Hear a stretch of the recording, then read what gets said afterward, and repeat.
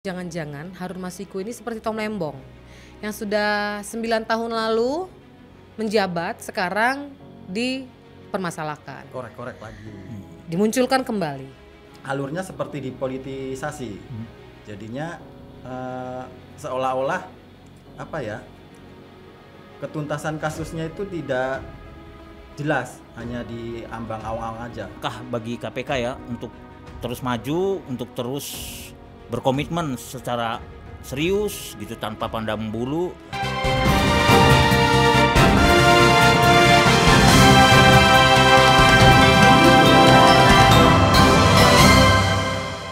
Halo, selamat siang Sobat Lampung Pos, kembali lagi dalam podcast Bedah Tajuk Lampung Pos dengan tema Jangan Politisasi Kasus Harun Masiku. Bersama saya Adi Sunario. Saya Wandi Barboy Silaban. Saya Delima Natalia Napitupulu. Namun sebelum kita mulai bedah tajuk kali ini, kita simak dulu video editorial berikut ini. Jangan politisasi kasus Masiku. Kasus dugaan suap pergantian antar waktu atau PAW yang melibatkan buronan Harun Masiku kembali menjadi sorotan publik. Perkembangan terbaru, Komisi Pemberantasan Korupsi atau KPK memanggil mantan Menteri Hukum dan Hak Asasi Manusia atau Menkumham Yasona Hamonangan Lauli untuk diperiksa.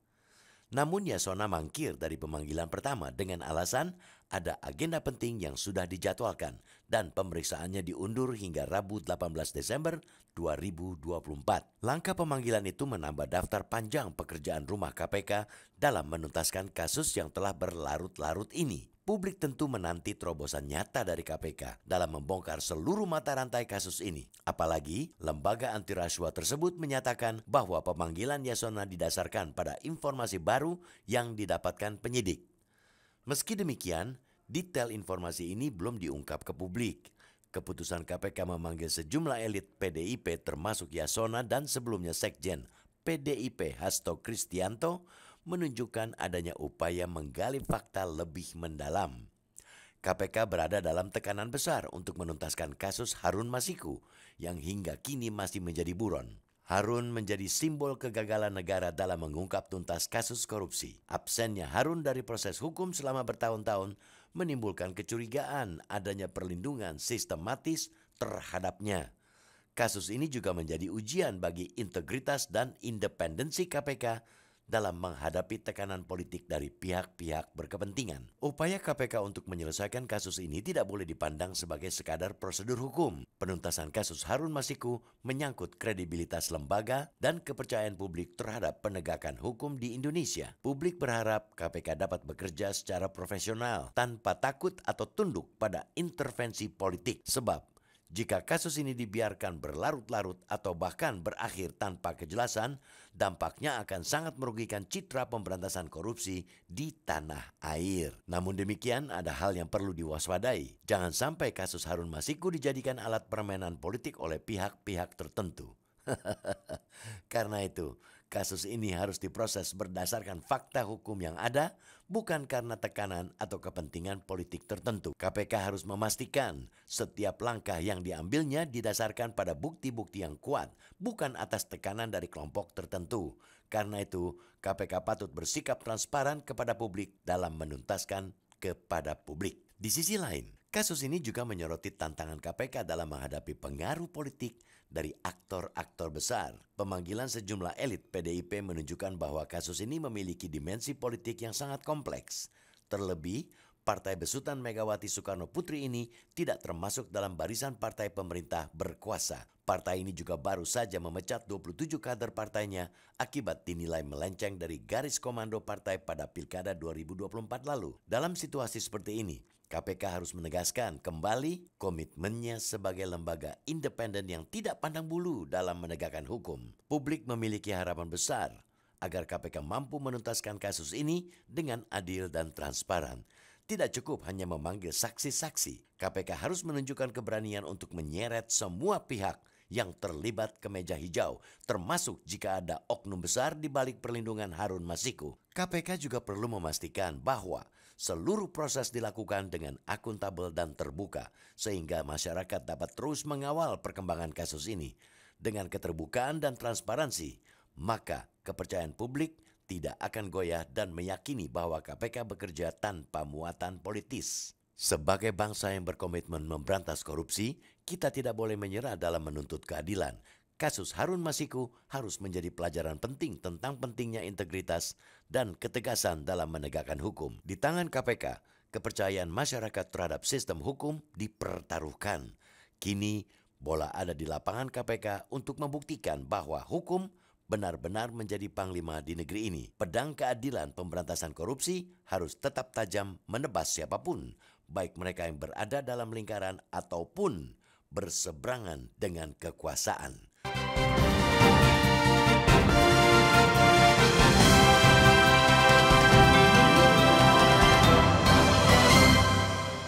Baiklah pemirsa, kasus dugaan suap pergantian antar waktu atau PAW yang melibatkan buronan Harun Masiku kembali menjadi sorotan publik. Nah, perkembangan terbaru, Komisi Pemberantasan Korupsi atau KPK memanggil mantan Menteri Hukum dan Hak Asasi Manusia Yasona Lawli untuk diperiksa. Nah, ini sangat menarik untuk menjadi perbincangan kita kali ini, Bung Boy dan Bunda Delima. Apa yang bisa dipetik dari lamanya proses hukum Harun Masiku ini? Iya, Kak Adi, kita ketahui bersama bahwa drama pelarian atau persembunyian Harun Masiku sudah berlangsung 4 tahun ya. Kita sudah 2024, artinya sudah mau hampir 5 tahun. Pelarian dari seorang Harun Masiku tidak memberikan titik terang sama sekali. KPK, aparat penegak hukum itu sudah berjibaku katanya untuk mengejar Harun Masiku. Tapi sampai sekarang faktanya belum ada titik terang. Dan itu kan sudah berlangsung 4 tahun ya, masuk dalam daftar pencarian orang. Bahkan di 2021 Harun Masiku juga masuk dalam DPO internasional, teman-teman. Jadi memang nggak main-main nih pengejaran Harun Masiku.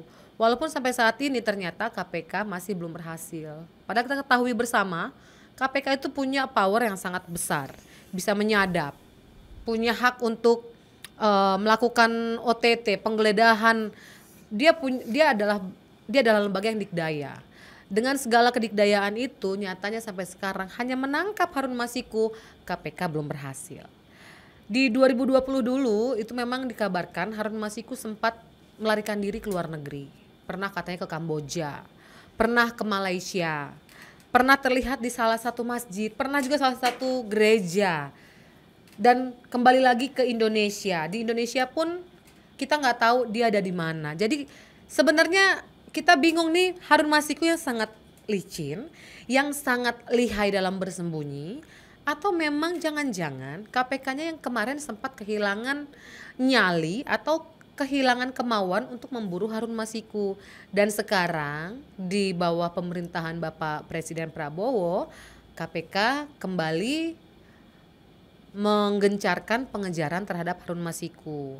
Selama 4 tahun ini ya ternyata drama pengejaran itu terus berlangsung, dan sehingga detik ini kita belum dapat clue di mana ya Harun Masiku berada, seperti itu.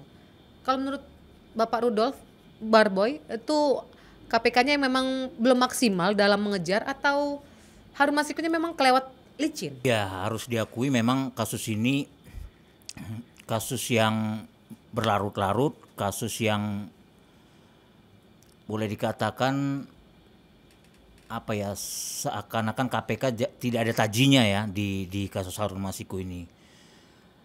Kita lihat ya bagaimana proses selama di tangan mantan ketua KPK yang sudah tersangka ini, yang Firly Bahuri ya. Ini kan kasusnya bergulir di masa Firly, tapi malah justru pimpinan KPK itu yang tertangkap ya, menjadi tersangka gitu ya. Justru yang dia menjadi persoalan tersendiri bagi KPK sendiri, juga menjadi kasus tersendiri juga ya. Jadi terlihat di sini bagaimana KPK itu seperti diacak-acak gitu ya. Jadi tidak ada yang baik yang ditunjukkan oleh pimpinan KPK masa sebelumnya. Nah, sekarang ini kan pimpinan KPK sudah baru, kemudian juga komisionernya baru ya, komisioner KPK baru, kemudian juga dewasnya juga baru. Nah, ini tentu saja kita ada harapan ya, kasus ini kemudian dibuka kembali dan dilanjutkan kembali yang terbaru dengan mulai menyelidiki mantan Menteri Hukum dan HAM ya, Bapak Yasona Lauli. Nah, jadi memang saya kira ya di sini saya kira memang harus diakui KPK agak berkelindan ya, maksudnya saling mengkait ya antara kasus di tubuh KPK sendiri, melibatkan pimpinan KPK, juga kasus-kasus lain yang muncul, terutama kasus politik.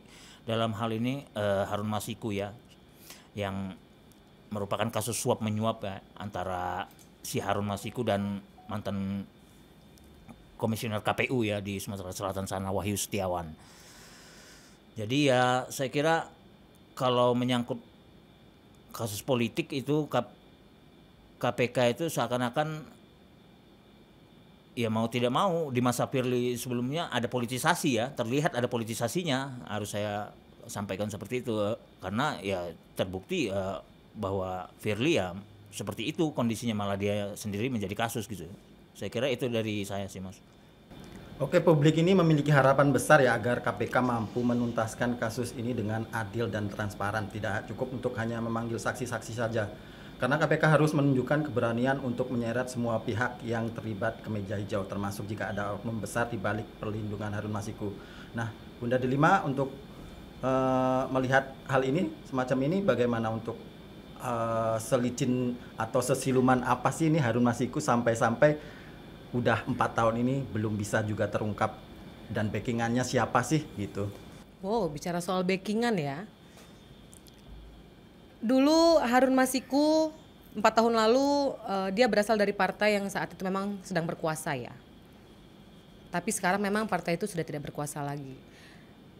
Karena itu publik banyak berpikir bahwa jangan-jangan Harun Masiku ini seperti Tom Lembong yang sudah 9 tahun lalu menjabat, sekarang dipermasalahkan. Korek-korek lagi. Dimunculkan kembali. Harun Masiku juga begitu. Sudah 4 tahun lalu menjadi DPO, sekarang dimunculkan kembali. Fotonya disebar di banyak titik ya, foto 4 sisi bahkan. Ya, kalau memang tidak ada kaitan dengan politis, harusnya pemerintah atau KPK membuktikan dong, tangkap dong semua orang yang terkait dalam kasus menyuap ini ya, kasus suap ini. Jangan tebang pilih.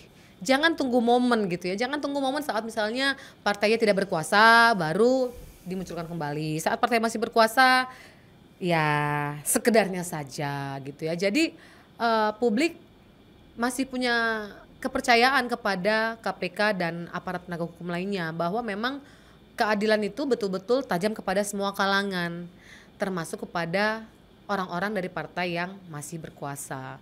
Kalau hal itu bisa dijawab dengan baik oleh KPK, ya kita akan memberikan aplaus gitu yang semeriah mungkin. Tapi jika seperti sekarang 4 tahun mencari seorang Harun Masiku nggak dapet, sesulit itukah gitu ya? Saya tidak bisa berkomentar lebih jauh soal bagaimana metode pencarian karena saya nggak pernah terlibat langsung dalam proses itu. Tapi kita tahu kan punya banyak sekali fasilitas yang dimiliki oleh KPK untuk mencari keberadaan seseorang. Jadi harusnya itu nggak sulit.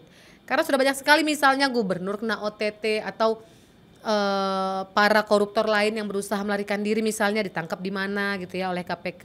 Pejabat-pejabat bisa itu ditangkap, bisa dicari, bisa gitu.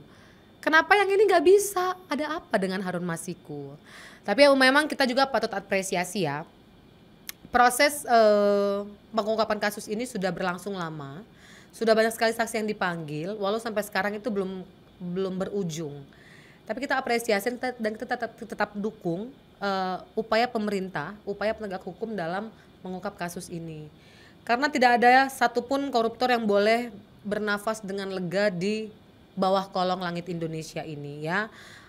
Koruptor yang mengambil uang rakyat itu ya harus dihukum secepat-cepatnya dan seberat-beratnya. Kalau menurut Mas Adi sendiri bagaimana ini? Karena kasus Harun Masiku ini sebenarnya apa masalahnya? Kenapa nggak ketangkep-tangkep? Kalau dari kacamata saya sendiri sih, Harun Masiku ini punya backingan yang bisa dibilang penting untuk negara ya. Apalagi ini setelah kasusnya mencuat, setelah PDIP ini memecat sejumlah kadernya ya. Ada jumlahnya 27 kader partai akibat dinilai melenceng dari garis komando partai pada Pilkada 2004 lalu. Nah, dalam situasi ini seperti ini KPK harus menegaskan kembali komitmennya sebagai lembaga independen yang tidak pandang bulu dalam menegakkan hukum. Nah, dalam kasus Harun Masiku ini secara alurnya seperti dipolitisasi. Jadinya seolah-olah apa ya? Ketuntasan kasusnya itu tidak jelas, hanya di ambang awang-awang aja. Kalau menurut Bung Boy sendiri gimana, Bung Boy? Ya memang sekali lagi memang tadi Mas Adi menyebutkan soal PDIP ya, yang juga merupakan partainya Harun Masiku ya. Jadi kan kita sudah lihat sendiri bagaimana elit PDIP, yang pertama kan Sekjen Hasto Kristianto ya yang diperiksa KPK, itu sudah berkali-kali dipanggil oleh KPK.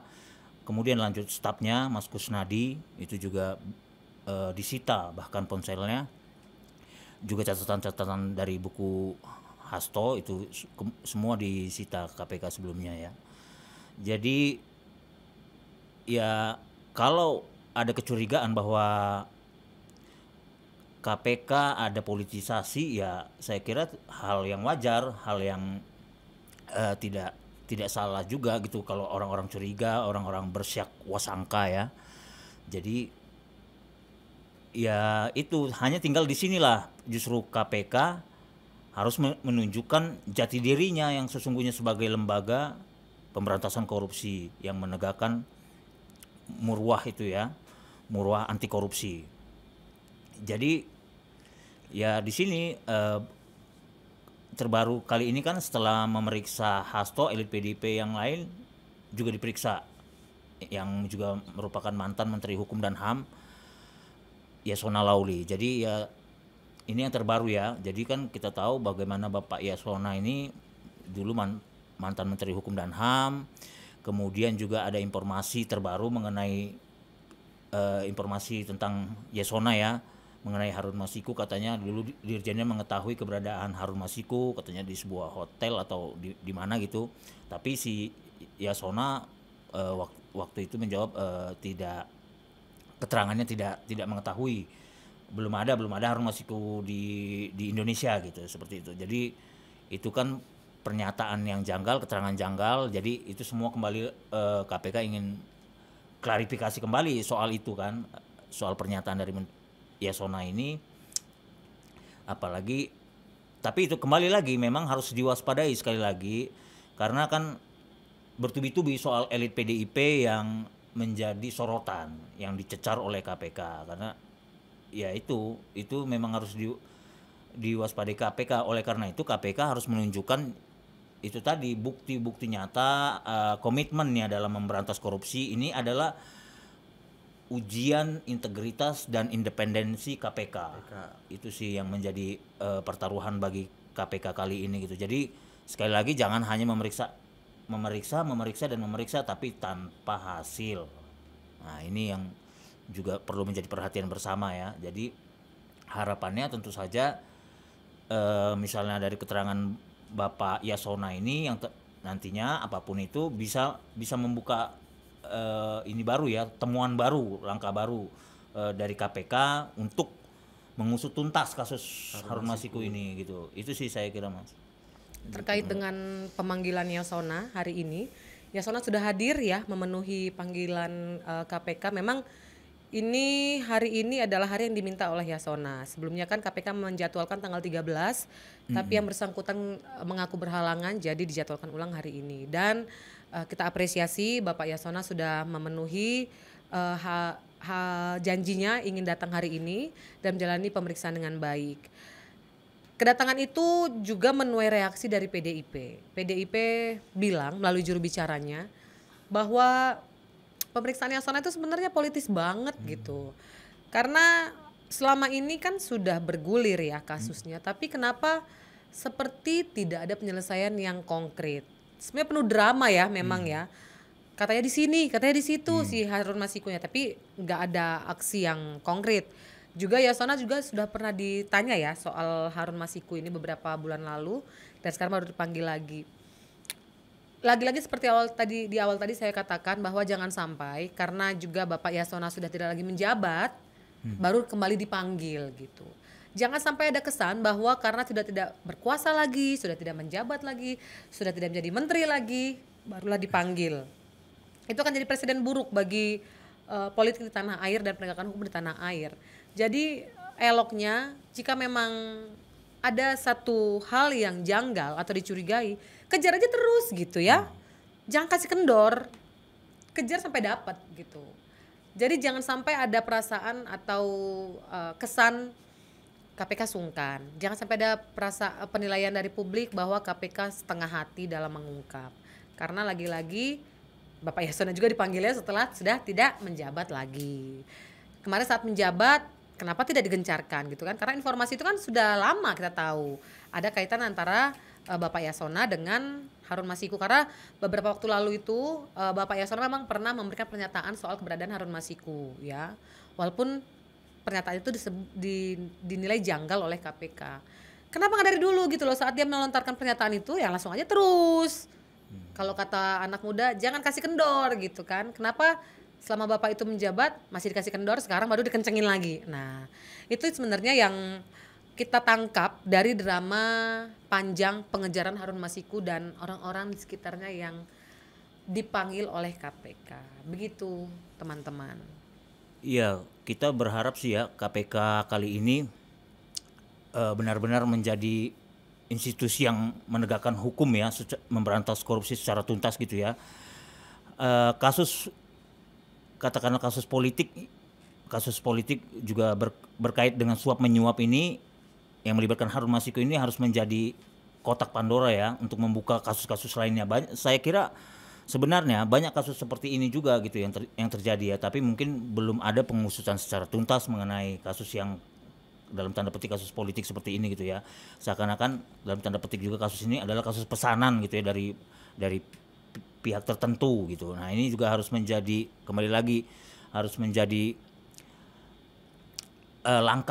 langkah bagi KPK ya untuk terus maju, untuk terus berkomitmen secara serius gitu tanpa pandang bulu, tanpa rasa gentar, betul. Jadi saya kira itu yang harus menjadi perhatian KPK. Tidak ada kaitannya dengan politik, harus membuktikan baik yang orang yang dalam kekuasaan maupun di luar kekuasaan. Itu harus jadi perhatian juga. Jadi semua pihak itu harus yang terlibat dalam kasus korupsi apapun namanya itu memang harus dihukum secara tuntas gitu ya. Dan disinilah justru tugas pokok dan fungsi KPK itu sendiri ya. Jadi saatnya KPK kembali menunjukkan jati dirinya setelah KPK sekian lama cedera karena dirinya sendiri juga, karena pimpinan KPK-nya juga sebelumnya. Nah, ini saatnya KPK yang baru, Dewas KPK yang baru menunjukkan tajinya. Saya kira itu sih. Closing statement dari saya teman-teman bahwa KPK harus cepat-cepatnya menangkap Harun Masiku. Dengan penangkapan itu maka kemenangan ada di tangan rakyat Indonesia. Jangan ada sejengkal tanah pun di bumi pertiwi yang bisa dihuni oleh para koruptor. Jadi secepatnya KPK harus membuktikan tajinya untuk betul-betul menangkap para koruptor atau orang-orang yang disangka korupsi. Demikian teman-teman. Baiklah Sobat Lampung Pos, sebagai bangsa yang berkomitmen berantas korupsi, kita tidak boleh menyerah dalam menuntut keadilan. Kasus Harun Masiku ini harus menjadi pelajaran yang penting bagi kita semua. Di tangan KPK, kepercayaan masyarakat terhadap hukum dipertaruhkan. Kini bola panas ada di tangan KPK untuk membuktikan bahwa hukum benar-benar menjadi panglima di negeri ini. Baiklah pemirsa, demikian bedah tajuk Lampung Pos edisi kali ini. Jangan lupa untuk terus tonton Lampung Pos Update dan subscribe. Terima kasih atas perhatiannya. Kalian juga bisa memberikan komentar berupa apapun dalam kolom channel Lampung Pos Update kali ini.